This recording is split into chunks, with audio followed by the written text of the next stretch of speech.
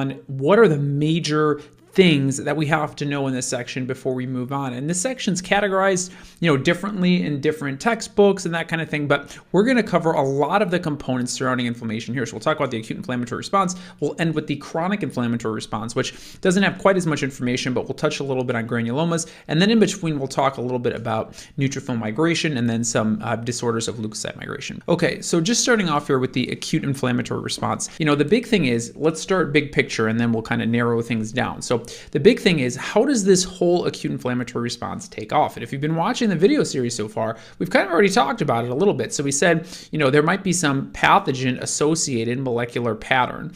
Okay, and this is going to be something that is going to either be released from bacteria or from a virus. And some examples of this include things like LPS, right? Lipopolysaccharide. We see this a lot with gram-negative bacteria. Okay, and then we can also see this with lipoteichoic acid, very classic with gram-positive bacteria. Okay, so these are a couple examples. And then also just in general, we talked about bacteria flagellin also being a pathogen-associated molecular pattern. And again, these are non-specific things, right? Cells recognize these and they know something's wrong. It's not specific to that bacteria though. It's just the body recognizing that there's something there that shouldn't be there. And now guess what? We got to do something about it, right? And so how do we recognize this? We recognize it within recognition receptors. Okay, and we talked about this a little bit in the last video. So these receptors will recognize the pathogen-associated molecular pattern. And so an example of this we can see here, you have your toll-like receptor on the surface, right? There's different types of toll-like receptors. Here we can see toll-like receptor 4, which is one of the classic toll receptors that sometimes gets asked about. And then we can see back here our lipopolysaccharide, right? So we have this bacterial component that's binding to the toll-like receptor. Again, very non-specific, but if we follow this process down here, so we go down this arrow here, we can see that eventually this is going to lead to the nuclear translocation of our NFKB. And remember, this is the major transcription factor that you want to be familiar with, right? The bacteria enters the body, and then we use our toll-like receptor to bind to components of that bacterial cell wall in a non-specific way, stimulating innate immunity. That's going to trigger a cascade causing increased stimulation of NFKB, right? That's going to be pro-inflammatory, and that's going to lead to the release of certain cytokines, which we'll talk about in a minute. Interleukin 1, or tumor necrosis factor, TNF, interleukin 6, certain chemokines, and then we'll talk about these endothelial cell adhesion molecules when we talk about how the neutrophils respond to this inflammation and get to one part of the body. Kind of how things are set off. That's the whole cascade of what we're talking about. Now, there's also a couple other things that can happen here. So it's not just the pathogen-associated molecular patterns. Okay, that's what we're going to see usually from the invading species. The bacteria or the virus will have these pathogen-associated molecular patterns. But then we also have our own cells that can bind non-specifically. And so what we think about, right? So if I have my cell here and my cell has a plasma membrane around it, right? If this membrane gets disrupted for whatever reason, maybe a virus hijacked the cell's machinery, right? And now this membrane is disrupted for whatever reason. Well, what will happen is there are certain proteins that can leave this cell once the cell is destroyed. There's certain components here, and these are sometimes known as the damage-associated molecular patterns. Okay, similar to the pathogen-associated molecular patterns, but these are more related to our own cells releasing cell components because that cell was infected by, some invading pathogen. And so again, the damage-associated molecular patterns, or the DAMPs, these can also bind to the recognition receptors. And so this whole process has to do with the pathogen-associated molecular patterns, again, non-specifically binding, the damage-associated molecular patterns from our cells, non-specifically binding to the recognition receptor, and then triggering this whole inflammatory cascade. And that's this acute inflammatory response that we get when we have some pathogen in the body. And so how does the body respond to that? Well, there's, this is kind of the classic, very basic, four-corner inflammatory response components to keep in mind. So just important to remember, calor represents heat, right? So when we think of acute inflammatory response, we're thinking about heat, we're thinking about redness, right? The rubor is from redness. And a lot of this is, the heat and the redness, the erythema. That's because we have vasodilation happening. And we'll talk about that in a minute. And then we have pain. Okay, so pain is definitely a component that has to do with bradykinin release, nerve sensitization. When we have an acute inflammatory response, right, when you roll your ankle, it doesn't have to be an infection that causes an acute inflammatory response, right? You can have an allergic reaction, you can have trauma to a certain part of your body, and those will also trigger the acute inflammatory response. You might be saying, well, Dr. Viso, how does that work? If there's not a pathogen there, who's going to stimulate these receptors? Well, I just told you, right? The damage-associated molecular patterns. If our cells get damaged, right, if I have some trauma, right, and I break a rib, there's going to be cells that are probably going to lyse, right? And there's going to be some components that are non-specifically going to bind to these recognition receptors, and those are going to be known as the damage-associated molecular patterns that will stimulate this whole cascade, and we'll still get NF-κB to be stimulated, and we'll still get an inflammatory response to that area.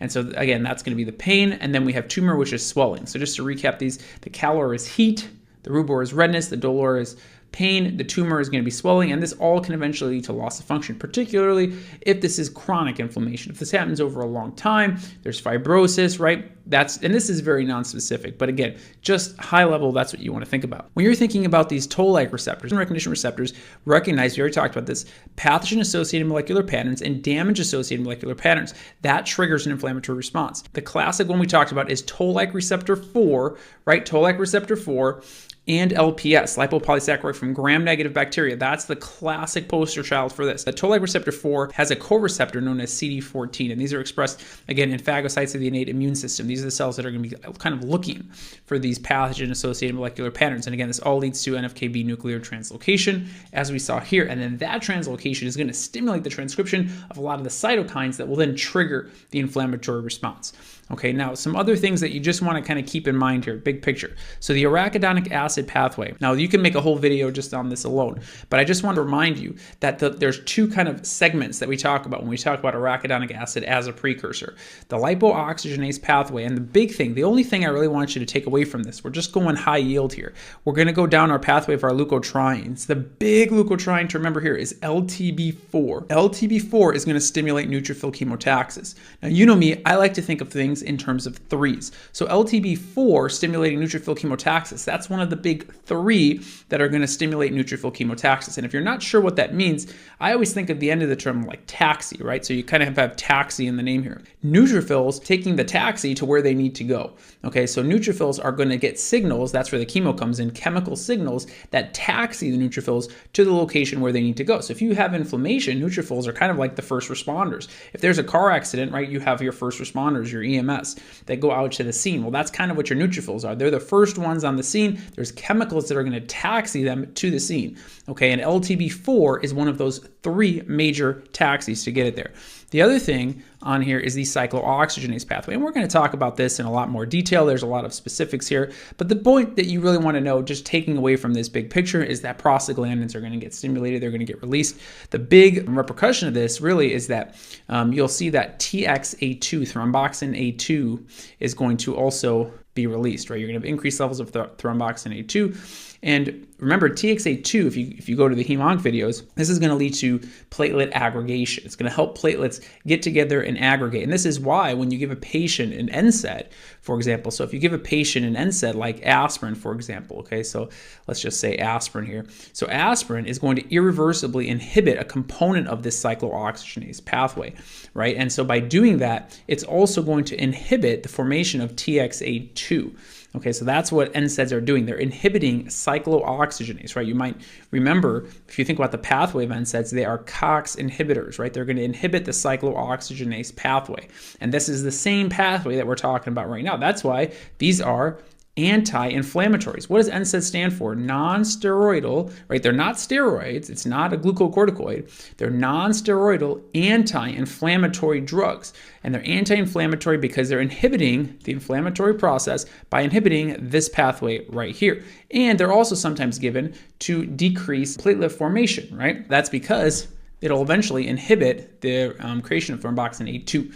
Okay, so that's kind of how NSAIDs kind of fit into this. That's how aspirin fits into this acute inflammatory response. We have a whole video just on complement. So I'm going to go through this kind of quick, but we'll talk about this in greater detail. I'm just teeing it up here. So C3A and C4A, probably the least high yield of the ones on here, but it is important to remember that these are responsible for that vasodilation. Remember, I told you, you're going to have some heat, you're going to have some redness. That's because you get vasodilation. Where does that come from? C3A, C4A, right? This complement cascade, and this is all because we have histamine being released from our mast cells. That's what's causing causing that. Now, probably one of the most high yield ones on here to remember is C3b. This is going to be associated with opsonization.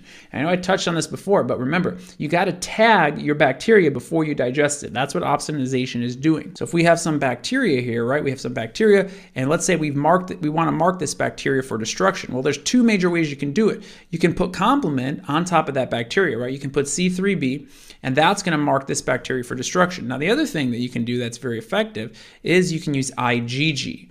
Okay, so IgG, immunoglobulin G, which is typically from the memory response, right? So you're usually going to get this from the memory response because you have to undergo class switching. That's what we talked about in the last video. So this IgG and C3b are very good for marking this bacteria for what? For opsonization. Now, by having these on the surface, you can have other phagocytes nearby, right?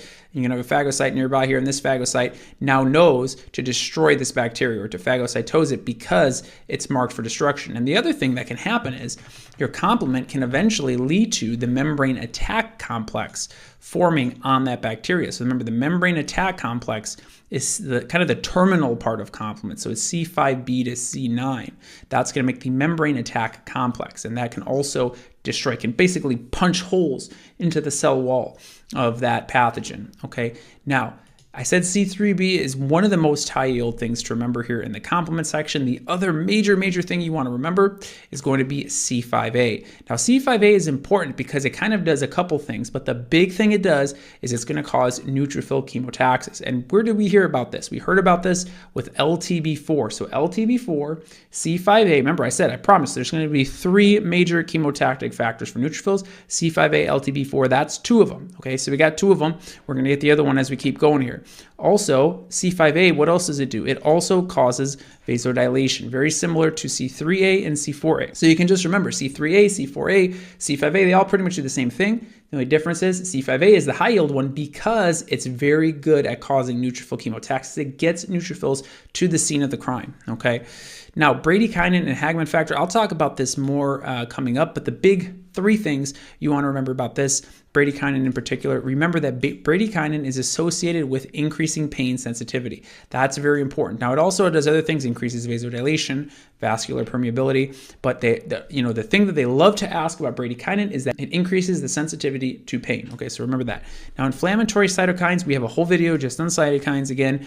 A lot of this stuff is interweaving, so we get our reps in, right? So you see this a couple times. But the big inflammatory cytokines you want to remember for the acute inflammatory response, the first one is going to be interleukin 1. Okay, so interleukin 1 is going to have a few different effects. Now, you might have seen this somewhere in this slide, right down here, right? So remember that NFKB, once that's stimulated from that non-specific binding of LPS or some pathogen-associated molecular pattern, that's going to stimulate NFKB to form interleukin 1, interleukin 6, and TNF alpha. And look at that, they're all right here. These are all going to stimulate the acute inflammatory response. Sometimes these are called acute inflammatory reactants. That's another name for them. And I told you that there's one more major factor we want to talk about for neutrophil chemotaxis, so that's interleukin 8. So you have your big three here. You have LTB4, right, coming from the arachidonic acid lipoxygenase pathway. You have C5a from complement, and then you have interleukin 8 from your inflammatory cytokines. Interleukin 8 also does a really good job of continuing inflammation. So if we have some ongoing inflammation, interleukin 8 is really good at stimulating that. Now, the last thing I want to talk about here is some of the additional effects you can get from interleukin 1 and sometimes also from tumor necrosis factor. And the big thing is these can increase the temperature set point. So again, remember, remember this pathway, right? If you remember the pathway here, you can kind of intuitively figure out what's going on, right? We stimulated some non-specific response. This is our innate immune system, had increased NFKB, and now interleukin 1, interleukin 6, TNF are all being transcribed essentially at a much higher rate, and that interleukin 1 and TNF are going to increase your temperature set point. So this is where you get a fever, right? The hypothalamus, the anterior hypothalamus, is going to increase this temperature set point. And then interleukin 1 also can increase the amount of E-selectins and ICAMs on endothelia. And you might be saying, well, what's that? In the next video on neutrophil migration, I'll show you where these selectins are.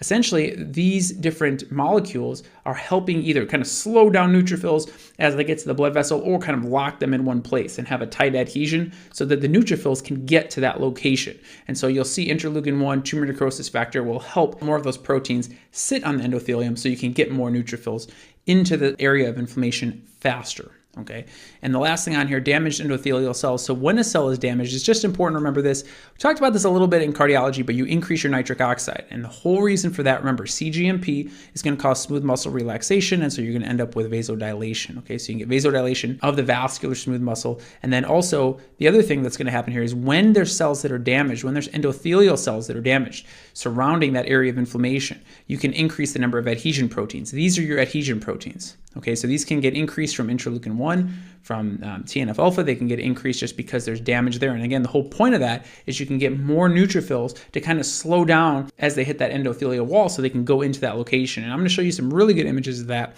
in the next video. I just want to kind of introduce it all here, and then we'll go into more detail in the next video. The neutrophils, if you haven't got it already, neutrophils are going to be first responders to get to the site, right? So neutrophils are going to be like your first responders. And so we'll talk about neutrophil migration next. Now, after a couple days have gone by, this is going to be more representative of macrophages kind of coming into the tissue.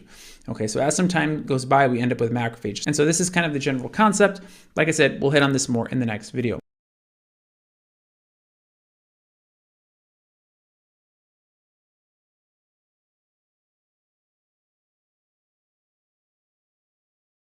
So we said neutrophils are the star of the show. So it's really important, even from a testing perspective, to understand, what are neutrophils doing? Why are neutrophils so important? How do they get to the site of inflammation? So the first thing that you want to understand is that, this is really a 4-step process. And I like to think of things in terms of threes. And, really the big 3 things are going to be, down here. Sometimes you'll see this process with, 5 or 6 or 7 steps. They can, stick an activation step in here somewhere. But the point is, what you see here is what you really have to know. And so the whole idea is, what is this neutrophil migration? It's taking a neutrophil. Okay, so here's our neutrophil. We're taking this neutrophil, and we want this neutrophil to go from the bloodstream, from the vascular lumen, right? This is a big blood vessel here, right? So we want it to go from the bloodstream into the tissues, particularly, specifically to the site of the infection. So we want the pro-inflammatory cells like neutrophils, we want them to start going after this infection. We want them to start phagocytosing this bacteria or whatever this pathogen is. So we got to get them in there. We got to get them to the site of infection. So to get this neutrophil in here, there's a 4-step process that you want to be familiar with. The first step is margination. Let's just say this was the lumen of my blood vessel, right? Maybe this is a really big blood vessel. We don't want the neutrophils out here, right? We want the neutrophils towards the site of infection, towards the endothelium. And so to do that, to get the neutrophils kind of towards the edge here, what we can do is we can increase the vascular permeability. By doing that, by increasing vascular permeability, there's going to be more fluid, essentially, that's going to leak out through these endothelial cells. And so I know it doesn't look very leaky here, but there's going to be more fluid kind of leaking through these. And so by doing that, you're hemoconcentrating. And you'll hear this term a lot when you go on the wards, when you work in the hospital. Hemoconcentration is basically saying if you took volume out of the bloodstream, okay, the cells that would be left in those blood vessels would be more concentrated, right? Because you've taken out some of the fluid. And that's what we're talking about. So the increases in vascular permeability promote hemoconcentration. And if there's more concentration here, it's going to be more likely that there's a neutrophil here as opposed to fluid. It's more likely that you'll have a neutrophil hit these sides of the endothelium. That's the concept. So the increases in vascular permeability with inflammation, part of the reason for that is for hemoconcentration, so we can get an increased propensity for neutrophils to contact their endothelia. Okay, so that's the first concept. That's what margination is. Pretty straightforward. Like I said, the big 3 are down here. So going into that, the next one here is rolling. So what's rolling? Rolling is, eventually this neutrophil might get pretty close to the endothelium here. And what's going to happen is it's got Sial-Lewis X, which is a protein that's on the neutrophil. Now it's important that I wrote it this way, that you know what's on the neutrophil and what's on the endothelium. You don't have to go into a extremely large amount of detail on this. Just know that this is going to be on the neutrophil, and the neutrophil, as it kind of gets close to the surface of this endothelium, it's going to start to use that Sial-Lewis X to transiently kind of bind to some of the proteins here, particularly the E-selectins and the P-selectins. Okay, and it's also important to remember that the P-selectins are going to come from the Weibel-Palade bodies, and I'll talk more about that to come. But just know that the E-selectins, P-selectins, they're kind of selecting the neutrophil. They're not stopping the neutrophils in their tracks, right? This neutrophil is coming in hot, right? It kind of just touches this and keeps going. Okay, so the neutrophil is not going to stop here because of this binding, but it's going to slow down a little bit. Okay, so this is going to help slow the neutrophil down. Think of this as like a big snowball coming in with a really high velocity, so it's going to kind of start to slow down as it starts to hit these E-selectins using its Sial-Lewis X receptor. Okay, so that's the concept. So that's rolling. Okay, so make sure you're familiar with the proteins in rolling.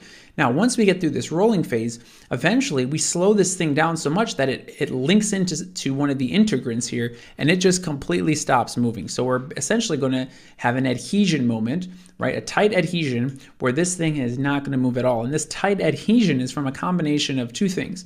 It's from the ICAM proteins, which stands for intracellular adhesion molecule, 1. So kind of, it's like it says, right? It's in the endothelium, it's intracellular, and it's going to cause there to be a tight adhesion, a really tight linkage there to just slow that neutrophil down. It's like, hey, you're not going anywhere now. Okay, so that's ICAM1. If you want some bonus points, that's CD54, not as high yield, but it is important to remember that it is ICAM1 here that's going to be responsible for this tight adhesion step. And the neutrophils typically will have their protein, right? So they're going to have something called LFA1. And LFA1 is the protein that's going to be on the neutrophil. Okay, so we have LFA1, and I'll unhighlight this so you can see it here. So we have LFA1 on the neutrophil, and then we have the ICAM1 coming out of the endothelium, and that's locking this neutrophil in place now. Now also notice there's another receptor here, and I didn't write this one down, but this is going to be the CXCL8R receptor. You might be saying, well, that's a really hard receptor to remember. How am I going to remember that? Well, if you watch the last video, remember the interleukin 8 receptor. Look at, you can see right here. It kind of looks like interleukin 8. If I just put an I right here, we'd have interleukin 8 receptor. Okay, so that's essentially how I remember it, right? So you have L8R. I think of that as interleukin 8 receptor. And that's what it is. So this receptor binds to interleukin 8, right? You can see it binding right here. What does interleukin 8 do again? Interleukin 8 is responsible for chemotaxis, right? Chemotaxis, what are the big three for chemotaxis? We talked about this in the last video. LTB4, right, from the lipoxygenase pathway, interleukin 8, C5a. What's the other thing interleukin 8 does? It causes ongoing inflammation.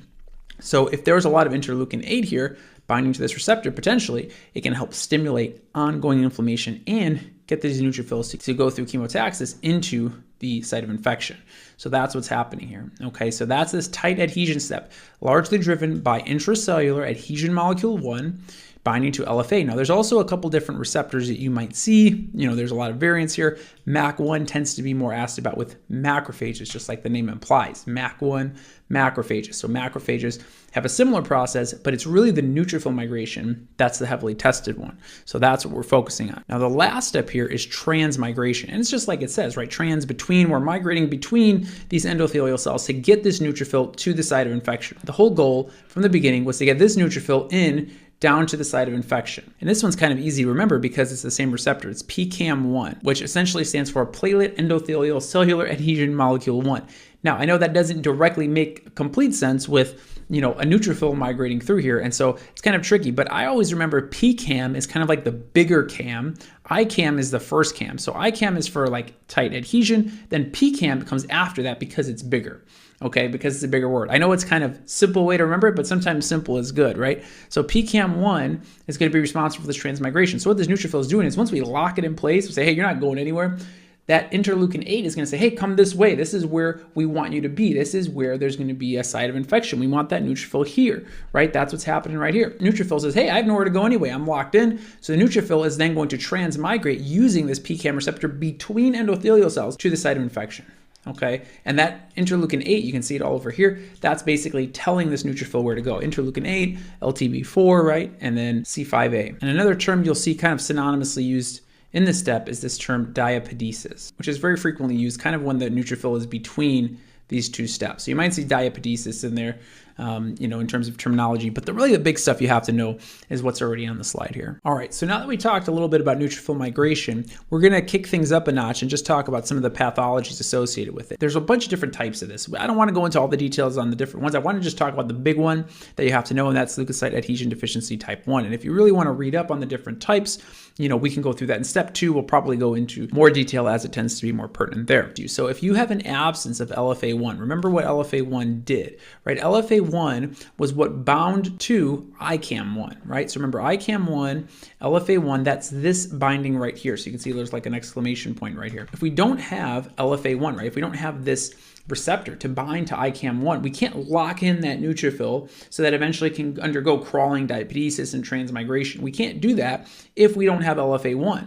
Okay, and LFA1, if you go back to that previous video, you'll see in parentheses, there were some CD markers associated with it. But the big one is CD18. So when you think about leukocyte adhesion deficiency, the number one thing I want you to think about off the bat is going to be CD18. This is one of those times where, sometimes it's important to remember these CD markers, other times not as big of a deal. This is one time you really want to remember it. Now remember, if we're talking about macrophages, this would be MAC1.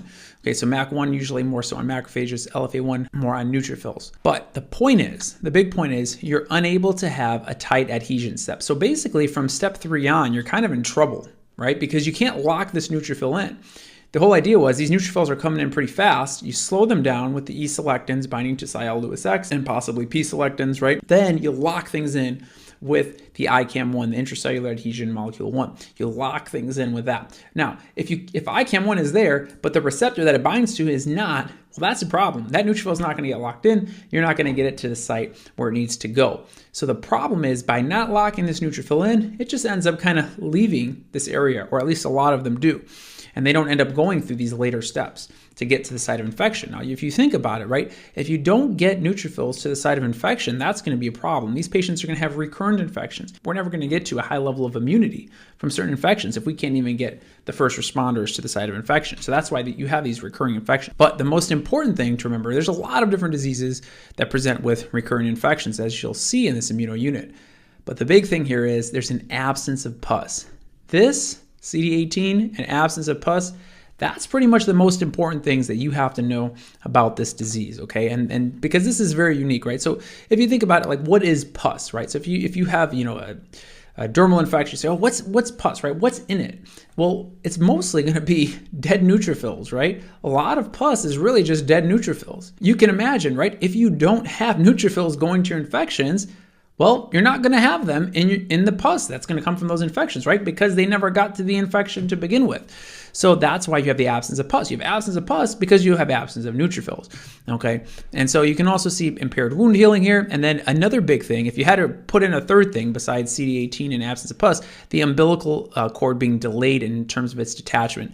Very classic for leukocyte adhesion deficiency. So just keep this one in mind. Again, it has to do with neutrophils going to the site, and neutrophils play a very pivotal role in the umbilical cord coming off when it does. CD18, absence of pus, umbilical cord detachment. Now, Shediac-Higashi syndrome is going to have to do with impaired microtubule polymerization. And again, it's really these mechanisms that you have to be familiar with. So if you don't have good microtubule polymerization, right, this can result in a decrease in neutrophil chemotaxis. Chemotaxis, again, interleukin 8, LTB4, C5a, right? Just remember those. Those are your big three.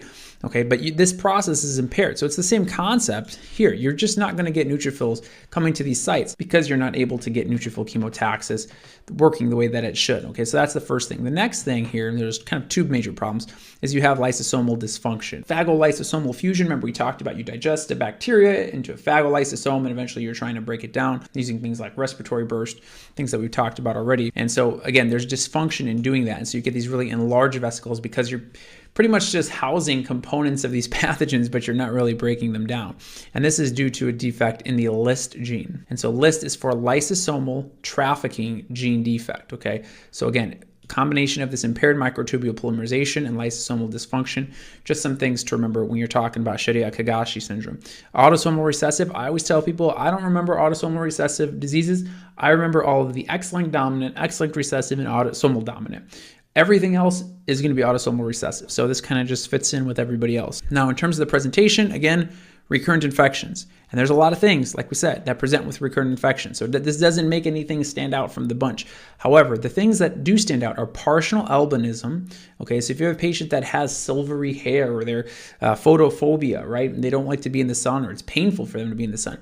And they have a peripheral neuropathy. Again, peripheral neuropathy, think about microtubule polymerization. That's what happens when you start taking drugs like vincristine, vinblastine. You start to damage some of those microtubules. And we'll talk about all of that in the biochemistry section. But those patients can end up with a peripheral neuropathy secondary to chemotherapeutics like vincristine and vinblastine, and paclitaxel is another classic one. That's essentially what we're talking about here. Defects in microtubule polymerization, peripheral neuropathy. The last thing they'll sometimes show you are these giant cytoplasmic granules. And you'll be saying, well, what do those have to do with? Well, we already said you have these large vesicles, non-functioning lysosomes, and so you get these massive granules in here that are basically representative of that. If you see a cell like this, right, you're like, well, what type of cell is this? Look, it's got 3 lobes. What did I tell you about the lobes, right? If it has about 3 to 4 lobes, start to think about a neutrophil. Unless it's staining pink or dark blue, right? It's usually going to be a neutrophil. If it has 6 or 7 lobes, now you're thinking B12 deficiency, right? Hypersegmented neutrophils. But anyway, I don't want to get too far off track, but that's what you're looking for. You're looking for these giant cytoplasmic granules. So these are the big 2 that I want you to be familiar with.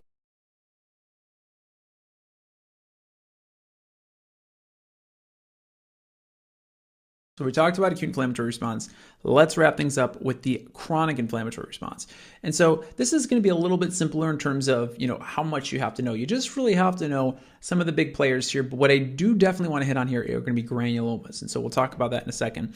But again, chronic inflammatory response, we're usually talking about ongoing destruction and repair of tissues. That's going to be more characterized by monocytes, plasma cells, and occasionally macrophages as well. When we talked about the acute inflammatory response, we talked about things like heat, vasodilation, edema, swelling. We're not talking so much about that with chronic inflammation. This is going to be more fibrosis and angiogenesis, and sometimes calcifications you can kind of throw in there too. But fibrosis and angiogenesis are really the big 2 components of a chronic inflammatory response. Tuberculosis is kind of like your classic example of this, okay? And so, tuberculosis is where we get into this conversation about granulomas. So before we get into that, the things that I want you to know here, number 1, interferon gamma is going to be one of the major promoting factors for macrophages to be pro-inflammatory. Okay, so you kind of think about, a scale of some sort.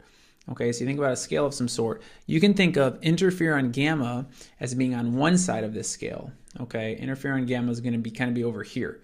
Okay, and so this is going to be pro-inflammatory. And then on the other side of the scale, you can have your interleukin 4 and interleukin 13. Okay, and so these are both going to be anti-inflammatory.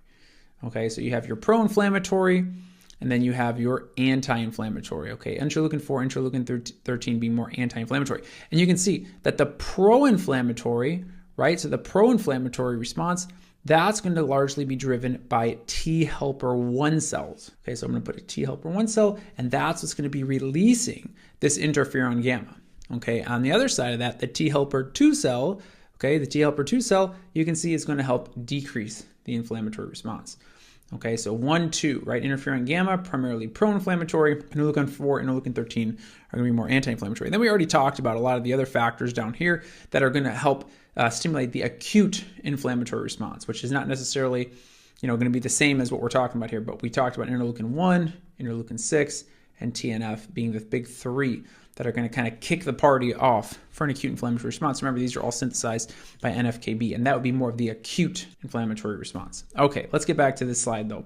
Don't want to get too off track here. So, again, that's what we just talked about here. Interleukin 4, interleukin 13, decreasing the inflammatory response, and then interferon gamma is going to be increasing the inflammatory response. So these 3 bullets down here are all really specific to this chronic inflammatory response. Now, what I want to call your attention to, because some of this gets tricky.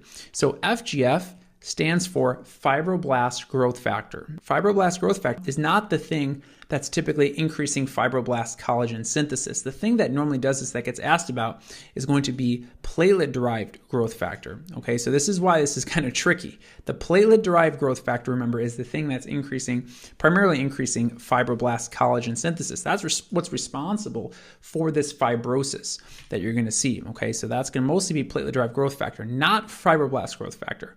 Fibroblast growth factor is mostly associated with angiogenesis. And then this one actually does make sense. VEGF, vascular endothelial growth factor, also responsible for the angiogenesis component.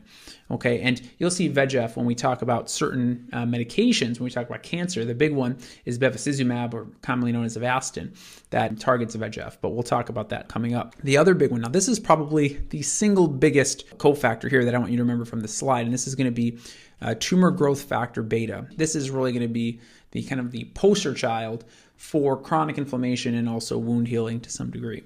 Okay, so that's essentially chronic inflammation. When we talk about granulomas, it's important to just recognize the big players and be able to identify a granuloma. But a lot of people will look at this and say, look, I've heard this granuloma thing, I just don't get it. Like, what is a granuloma? So let's kind of just go through that really quickly here. Let's look at an image. So in this image down here in the corner, you can see all of these different cells, and you'll see they're kind of all in a circle. And the thing that's in the middle of the circle, that's the pathogen. Okay, so it's essentially what the body is doing is it sees something that's not supposed to be there, whether it's a bacteria, chemical, beryllium being a very classic one. And so the body just doesn't know what to do with it. It can't digest it. It's not doing that effectively. It can't kill it. And so it just walls it off essentially and says, look, we're just going to block you off until we can figure out what to do with you. And a lot of times it doesn't necessarily figure out what to do with that substance or bacteria. Okay, and so you just end up with this walled off structure that's called a granuloma. And you can see that a lot of the cells around the granuloma are going to be T helper 1 cells. That's all these green cells around here. Okay, so those are T helper 1 cells. We'll talk about what they do in just a second. But they're helping wall this thing off. And then if you go one layer deeper, okay, past them, you can see that there's all of these kind of blue rectangular cells. Those are epithelioid macrophages. And even deeper to them, you can see that we have some other macrophages in the middle here, and then we have some of these really big cells that have multiple nuclei. Those are called giant cells. Okay, so we're going to talk about where all these things come from now that we've kind of introduced it. But when you look at this, you know, if you're looking at this kind of on a slide, you can see what we're talking about, right? You can see all of these cells kind of on the outside here. Let me use a different color here. So you can see all of these cells kind of on the outside back here. Okay, look at all of these cells on the outside. But then as you kind of move in to this thing, there's not a lot of cells here, right? There's very few cells in here. Okay, and that's usually the area that's walled off. And that area, eventually, because it's walled off, right, it's not going to be getting a lot of nutrients and that type of thing. It's not really going to have a lot of cells in that area. And so this is going to become an area of necrosis. Okay, and so this is what we call a caseating granuloma. In other words, it has a core in the center, right? In the center, it's a central necrotic core. The classic things for this are going to be TB and certain fungal infections, like we'll talk about when we talk about histoplasmosis, things of that nature. Okay, but TB is the number one thing to think about when you see caseating or necrotic granulomas. Now, there's also going to be non-caseating granulomas. What does that mean? That means that the center, instead of it being necrotic, it's actually going to have some cells. And you can see here, there's a whole bunch of cells that are in this core here. Okay, so you can see cells pretty much all throughout this. Okay, so there's your core, but then around the core, you can also see that there's going to be a lot of lymphocytes and other tissues. So there's less cells here overall, we'd probably say, but it's not necrosis that's happening here. Okay, so that would be a non-caseating granuloma, an absence of a necrotic core, very classic for sarcoidosis and beryllium. Those are probably the big two to remember. Okay, so notice that these are non-infectious. Now, that doesn't mean that non-caseating granulomas are always 100% non-infectious, but that's kind of an easier way to think about them. So if you're dealing with something that's non-infectious, you can think of, in terms of your big things, it's probably less likely to be caseating, if you had to guess, right? Like sarcoidosis, autoimmune, beryllium, you're talking about more of like a pneumoconiosis type thing. Okay, so that's the principle. Let's just go through this pathway and then wrap things up here. So this is kind of the steps you want to know. You want to know the big players involved. So let's just imagine, right? We have an antigen presenting cell. Let's just say it's a dendritic cell, for example.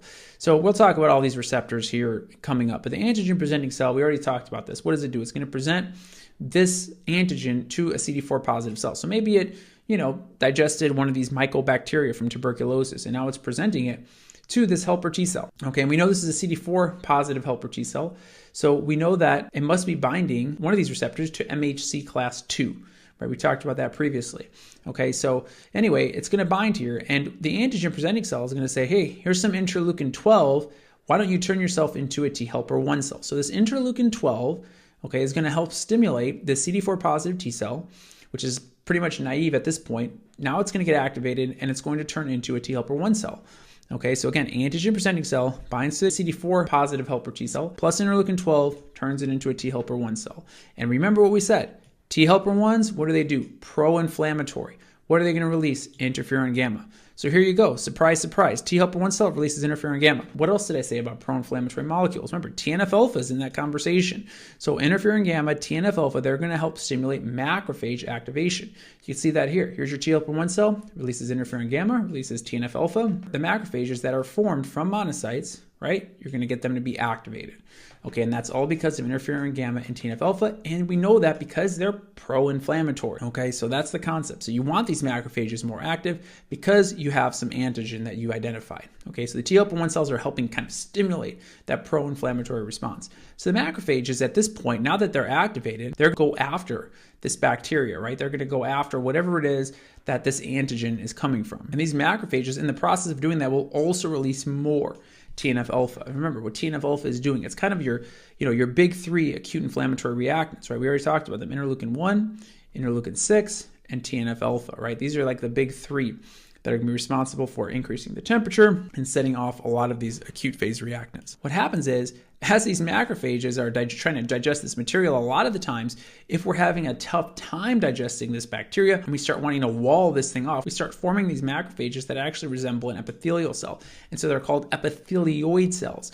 These are cells that have abundant pink cytoplasm. But it is important to at least understand that epithelioid macrophages are classically associated with granulomas. And these epithelioid macrophages can actually fuse here on the periphery. So you can get two of these or more fusing to form giant cells, where you have a whole bunch of nuclei in one macrophage. And so giant cells are very classic also. And the whole idea is these are essentially just trying to wall this thing off, whatever it is.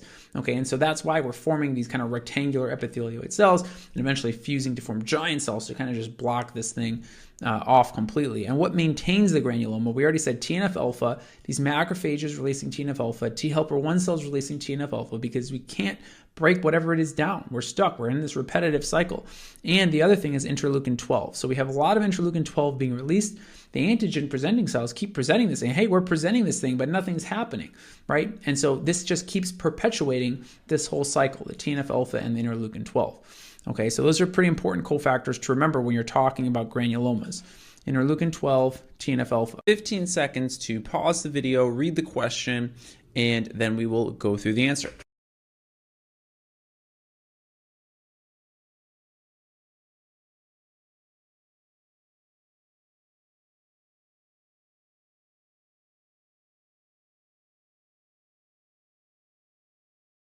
All right, so we have a 1-month-old male who's presenting with family to a pediatric ward in rural Chile for irritability. Physical exam reveals tenderness and erythema at the umbilical stump. Okay, and there's also serosanguinous drainage. Notably, the umbilical cord remains attached from birth.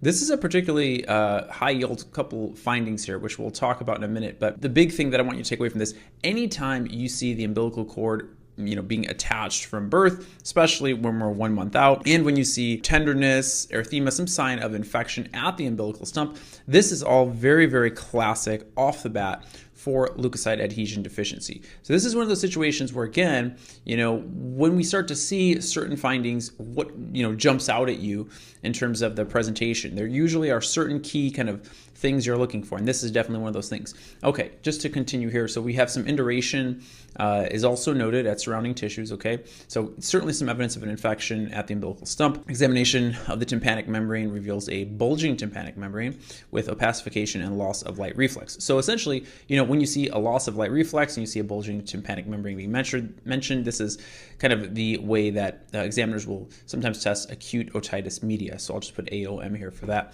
And initial laboratory evaluation is shown below. So again, another situation where we kind of talked about this at the end of the chapter 1 video, where you're going to get reference ranges sometimes, and you're going to wonder, are these normal for a 1-month-old? And if you're ever in a situation where you don't know, you're probably not expected to know, right? So you'll see what I mean here. So hemoglobin 16.5, right? Is this normal? It is normal in a 1-month-old, but again, it's not going to change the course of us getting to the correct answer, right? So sometimes these things are in here to kind of throw you off a little bit, but again, if you stick to what you know, it usually will kind of get you down the right path. Now here you see this leukocyte count of 45,500. Now again, is this normal in a 1-month-old? One thing I'll say is that in general, infants will tend to have a little bit higher normal reference ranges for their white blood cell counts. However, 45,500, this seems pretty elevated, right? This seems like it's a little bit high, okay? So this is a little bit high from what we would expect. Platelet count here, 185,000, right? That looks okay. C-reactive protein is elevated. Okay, so remember, C-reactive protein and the erythrocyte sedimentation rate, both of these are kind of non-specific markers of inflammation. Okay, that's the way I want you to think about them. They're non-specific, but in a board question especially, they're telling you that there's some underlying inflammation. So you might be thinking about rheumatologic disease, you might be thinking about an infection potentially, right? These are different things that can potentially cause us even malignancy potentially. Okay, now the nitroblue tetrazolium dye reduction test, this is a very specific test. So if this test is mentioned, there's usually a reason for it. In our situation, this test is positive. Okay, and we're going to talk about this in just a second as we go through the different options here. Which of the following are most likely linked to the underlying condition in this infant? So, again, if we understand that we have the umbilical cord, being attached from birth, we have this infection at the umbilical stump. We also have acute otitis media, which is evidence that there's potentially multiple sites of infection going on here in the setting of a very elevated white blood cell count and inflammation.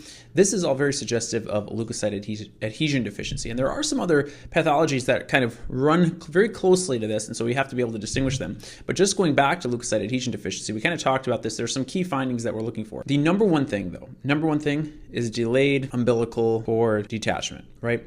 If this is something you see in a board question, this is the first pathology I want you to think about.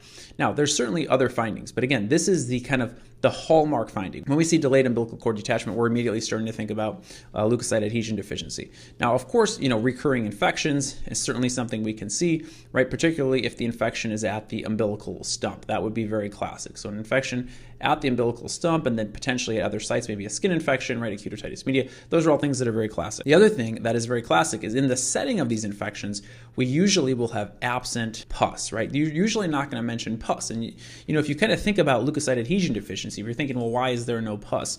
We kind of touched on this in the videos, but remember, the whole idea here with leukocyte adhesion deficiency, especially type 1, which is the, very commonly tested type, what's essentially happening is we're lacking CD18 or LFA1. And in some situations, this might be written as MAC1. So it just has to do with either the neutrophil, right, the neutrophil or the macrophage. And so the neutrophils really can't get to the site of infection, right? So if my infection is over here, right, here's all this bacteria infecting this tissue, and here's my neutrophil is not able to get to that site and eventually get into the site of infection. So because of that, right, I'm probably not going to have a lot of pus here, right? Not a lot of pus because the neutrophils, right, a lot of the dead neutrophils are essentially going to make up the components of pus, right? And so if I don't have neutrophils getting here, then I'm probably not going to have a lot of pus. Okay, so that's kind of what we talked about. And so if you see, absence of pus, or they use terms like serosanguinous drainage, right? Kind of a clear or like a pink tint to the fluid potentially, but not a purulent or pyogenic infection, right? These are things that would be classic for leukocyte adhesion deficiency. They mentioned that there's, thick green discharge, or it's a pyogenic infection, there's a lot of pus. They're probably not asking you about leukocyte adhesion deficiency, especially in a classic kind of style vignette board question. So with all that being said, the answer here is going to be absence of CD18 or LFA1. Okay, so if we don't have CD18, we don't have LFA1, we have difficulty marginating the neutrophils. You notice that this leukocyte count is very elevated. Part of the reason for that is because we can't get these neutrophils into the site of infection. And a lot of these neutrophils are probably remaining in the bloodstream, kind of kicking up our leukocyte count. All right, let's go through some of the distractors here. So a list gene defect or impaired microtubule polymerization, both of these are very classic for Chidiac-Higashi syndrome. With this syndrome, there's kind of a twofold issue. The first issue is that we have difficulties with the lysosomes working correctly to break down pathogens. And that's kind of how I remember this lys, right? LYS, lysosome is what I'm thinking about, right? There's a problem with the lysosomes. Okay, and the other problem here is we have impaired microtubule polymerization. And that's how I kind of remember that this Chidiac-Higashi syndrome is associated with a peripheral neuropathy. And you might be saying, well, how does microtubule polymerization make you think of that? Well, remember, if you go back to your hematology or oncology, remember you have drugs like vincristine, paclitaxel. All of these are going to kind of affect microtubule polymerization. When you affect microtubule polymerization, the classic pathology that's associated with that I want you to remember is peripheral neuropathy. And that's how I remember that Chidiac-Higashi syndrome usually presents with some form of peripheral neuropathy. Now, the issue with the lysosomes also kind of reminds me that there's usually going to be giant cytoplasmic granules. You might be saying, well, why is there giant cytoplasmic granules? Well, again, if you have difficulty breaking down a lot of these, pathogenic substances potentially, right, they're going to kind of sit in the granules in your cells, right, in the cytoplasm. And so that's where you get these kind of giant granules that'll sometimes get mentioned. And we don't really see any of that mentioned here. The other kind of classic finding that goes hand in hand with these two findings when you're thinking about Chidiac-Higashi syndrome is albinism. So, usually that they'll have a patient with like silvery hair or very, sensitive skin to the sun. But we don't really see a lot of that mentioned here. We have very classic findings for leukocyte adhesion deficiency. Impaired superoxide production. Okay, let's just kind of talk about this. So again, let's just imagine we're in a phagolysosome here. Okay, and let's just say that, there's some bacteria around. So I'm just going to kind of draw this bacteria here. Okay, so we have this bacteria and we want to essentially destroy this bacteria. So what we can do is we can take oxygen, okay, and we can take some NADPH, all right, with this oxygen, and we can create a free radical. Okay, the free radical that we can create here is superoxide. Okay, and this free radical does a really good job of destroying invading species. It can cause damage to this bacteria. This superoxide can help destroy this bacteria. Okay, now the enzyme that allows this whole process to happen is NADPH oxidase, which makes sense, right? NADPH oxidase to form superoxide, right? Because we're using NADPH to do this. In chronic granulomatous disease, I'm just going to put CGD, we don't have this enzyme, right? We don't have NADPH oxidase. And for that reason, because we don't have this enzyme, what happens is we cannot form this superoxide very well. And so you can get impaired superoxide production, right? So if this patient that we're looking at here had chronic granulomatous disease, right, we would suspect that they would have impaired superoxide production, predisposing them to infections like this child has. However, the thing that would really kind of get you off of this diagnosis here is this bottom line. So sometimes you're going to see very pertinent findings that aren't necessarily suggestive of the underlying disease, but more so integrated to kind of rule you out of another disease, right? So in this situation, the nitroblue tetrazolium dye test will usually be negative, right? This test will usually be negative in chronic granulomatous disease. So if this test is mentioned to be negative, that's suggestive of chronic granulomatous disease. Because the test is positive, it's unlikely that this patient has impaired superoxide production. If we had a patient with CGD and they couldn't make superoxide, right? They couldn't make superoxide to destroy this bacteria. Well, then this bacteria would kind of proliferate, right? We'd have a tough time destroying this bacteria. And so, there are some other things that can happen. Well, this bacteria can also produce H2O2. And so what the body can essentially do is take this peroxide, H2O2, and we can actually break this down into HClO radicals. And these radicals can destroy the bacteria. So let's just say that I have a patient that has chronic granulomatous disease. Well, guess what? I can't produce the superoxide to help destroy the bacteria, right? This is not going to work. But what I can do is take the bacteria's H2O2 and convert it to HClO. And this involves using the enzyme myeloperoxidase. Okay, so we can use the enzyme myeloperoxidase to create this HClO so we can still destroy this bacteria even though we can't make superoxide. Now in a normal situation, right, in a normal situation, we can actually even take this superoxide and convert it to peroxide and make our own hydrogen peroxide to make our own HClO radicals, and we can use the enzyme superoxide dismutase for that. Okay, so I know I'm kind of throwing a lot at you here, but the concept is if you kind of understand this pathway, then you also understand why patients with CGD typically are affected by catalase positive organisms. So let me kind of explain that to you. Remember, if we have CGD, we can't make superoxide to destroy this bacteria, right? We are not able to do that because we don't have NADPH oxidase. So what that means is we have to rely on the bacteria's hydrogen peroxide so that we can make HClO to then try to destroy the bacteria. However, what the bacteria can do is the bacteria that have catalase, they can take this H2O2 that they're producing, they can essentially convert it to water and oxygen, which are not harmful substances to the bacteria. And they can do this using the enzyme catalase. Okay, so the bacteria that have this enzyme catalase can take this H2O2 and convert it to the non-harmful water and oxygen. Okay, when remember, if you have CGD, you're relying on this H2O2 essentially to make HClO radicals to destroy the bacteria, right? So if the bacteria can convert this to water and oxygen, then this bacteria is going to eat up your supply of H2O2 that you would use to form free radicals and essentially proliferate. So that's why patients with CGD will typically have infections with catalase positive organisms, because those organisms are able to break down the H2O2 the body needs to destroy the bacteria. Okay, so that's the concept. The last thing on here is this HAX1 gene defect. Occasionally you'll see something on the exam that you're not super familiar with, or it's a gene defect that you maybe haven't seen before, and this is just another example of this, just kind of another distractor. The HAX1 gene specifically, you'll see some of these defects when there's mutations in the neutrophil elastase gene.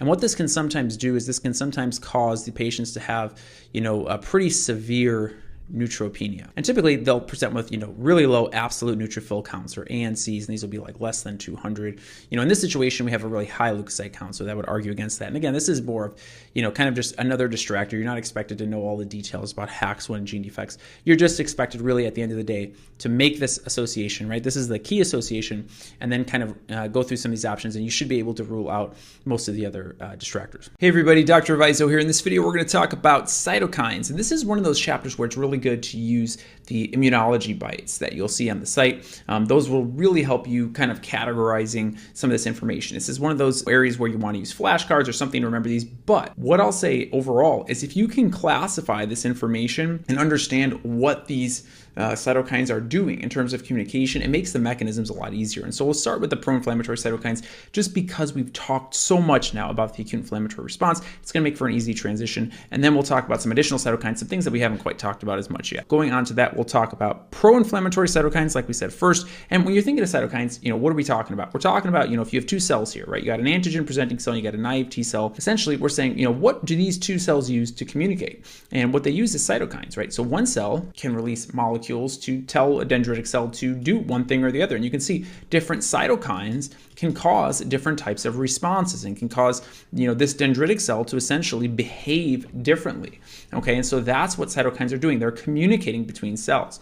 Okay, so again, when we categorize this in terms of what these cytokines are doing, I like to start with the acute inflammatory response, just because this is where it all starts. This is what we keep talking about, is this acute inflammatory response. Remember, how does this happen? And again, I'm going to go through this fast because we've talked about this, probably in 3 of these videos already. So go back, check the other videos out if you're not familiar with this. But again, pattern recognition receptors are going to bind to these non-specific pathogen-associated molecular patterns or damage-associated molecular patterns, right? Things like LPS, for example, binding to toll-like receptors, or the damage-associated molecular patterns.